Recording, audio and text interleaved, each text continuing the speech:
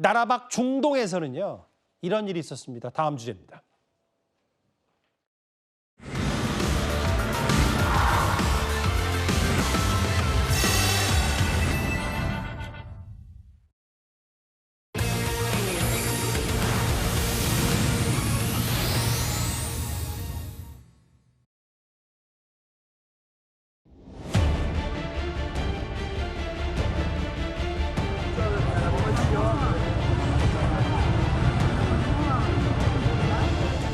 We targeted Iran's leading nuclear scientists working on the Iranian bomb.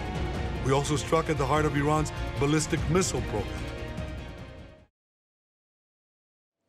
중동에서는요, 이스라엘이 지금 거의 전면전을 방불케 하는 이란을 저렇게 보시는 그대로 전방위로 폭격을 했습니다.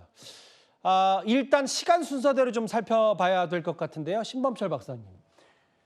오늘 거의 일촉즉발의 상황에서 가장 눈에 띄었던 것, 이란의 군 참모총장과 혁명수비대 총사령관이 모두 사망을 했는데, 이렇게 하나의 목표를 삼아서 이스라엘이 이렇게 타깃을 삼을 수가 있는 거예요? 그만큼 이스라엘의 정보력이 뛰어나다 이렇게 볼 수밖에 없는데요.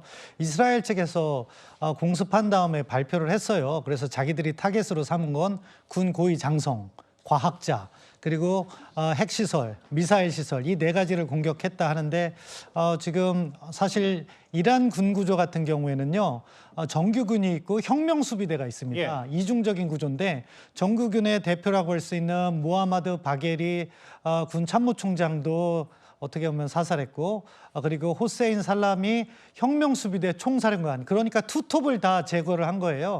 그만큼 이스라엘의 정보력이 뛰어나고 정밀 타격 능력이 있다, 이거를 갖다가 보여줬다고 보는데, 아무튼 이란 측에서는 사실은 어제부터 미국이 사실은 인근 국가의 대사관에서 필수 인력을 제외하고서는 소개를 시작했거든요. 미국은 이미 알고 그렇죠. 있었고. 그랬으면 이란도 조금 대비를 더 했어야 되는데, 이렇게 제거를 당한 걸 본다면은 사실은 군사 역량에서 정말 차이가 난다, 이렇게밖에 말씀드릴 수 없습니다. 근데 저는 다시 질문 드리죠. 아무리 역량의 정보력과 차이가 난다 그래도 세계 정보 당국 중에 가장 뛰어난 이스라엘 모사드라고 하지만, 어떻게 이렇게 제 표현이 적절한지 모르겠지만 외과시 핀셋 타격으로 딱 찍어서 참모총장, 총사령관, 핵과학자가 어디 정확히 있는 줄 알고 딱 그 건물만 이렇게 할 수 있는 게 드론의 역량인 겁니까? 드론 말고도 휴민트가 있었겠죠. 그래서 최종 확인을 해줍니다. 이 지역에 이 건물 몇 층에 누가 있다. 휴민트 차원에서 정보 지원을 받았을 거라고 보고요. 그것도 중요하지만 사실은 거기 있다고 그것을 정말로 타격할 수 있는 능력, 사실 이스라엘부터 날아간 거 아니에요. 그 정도의 정밀 타격 능력을 갖춘 나라는 전 세계에서 몇 안 되는데, 이스라엘의 군사 역량을 제대로 보여줬다. 다만 그럼에도 불구하고 사실은 무력 사용은 최후의 수단이어야 되는데 안타까운 측면은 있습니다. 이유는 뭡니까? 그러니까 이란의 핵 잠재력을 근본적으로 제거하지 않으면 중동의 평화는 없다, 이 이유인데 이게 명분이 된다고 보세요? 사실은 지금 미국과 이란의 핵 협상을 앞두고 있었어요. 그렇기 때문에 이스라엘 측의 주장이 설득력은 좀 떨어져요. 그럼에도 불구하고 이란 측에서도 실수를 한 게, 미국과의 협상이 잘 안 되니까 이란 측에서 핵 능력을 강화하겠다, 이런 발표도 또 했거든요. 그러니까 사실은 이 문제는 대화를 통해서 평화적인 해법으로 풀어야 되는데, 양측에서 줄다리기를 하는 과정에서 이스라엘 측에서 위기의식을 느끼고 선제 공격을 한 거죠. 그럼에도 불구하고 사실은 무력 사용은 최후의 수단이어야 되는데 이스라엘 측의 비난의 화살이 돌아갈 수밖에 없다고 생각합니다. 조금 전에는 또 맞불로 이란도 드론 100여 대를 날려서 이스라엘 공격을 시작했다고 하는데, 이스라엘이 자랑하는 또 이 아이언돔, 방공망이 이걸 다 막아내긴 한 겁니까?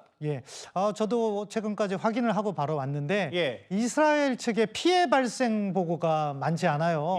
사실상 없다시피 한데, 그런데 이 드론 100대가 발발했다는 것도 사실은 이스라엘 측의 발표예요. 그래서 어디까지 신뢰를 해야 될지 모르겠지만, 아직까지 이스라엘의 주요 도시인 예루살렘이나 텔아비브에서 커다란 피해가 발생했다는 보고는 올라오지 않고 있습니다. 그렇기 때문에 실제로 드론이 진격을 했다면은 아이언돔이라든가 그밖에 사드나 또 엔티드론 시스템이 이스라엘이 잘 갖춰져 있거든요. 그거로 인해서 무력화시켰다 이렇게 봐야 될 것 같습니다. 아까 이란의 정보력이 좀 역량에서 떨어졌다고 했던 게 네타냐후 총리가 뭐 공군에게는 휴가라고 밝혔다가 이렇게 전격적인 공습 이후에 이란이 이 군 수뇌부까지 속수무책으로 당한 셈이기 때문에 트럼프는 알았고 트럼프 대통령은 알았고 이란이 협상 복귀할 희망인데 근데 이제 알고 모르고를 떠나서 만약에 이게 지금 또 공습이 시작되고 앞으로 주말까지는 굉장히 전면전 양상으로 치닫으면 미국도 이게 예전 바이든 대통령처럼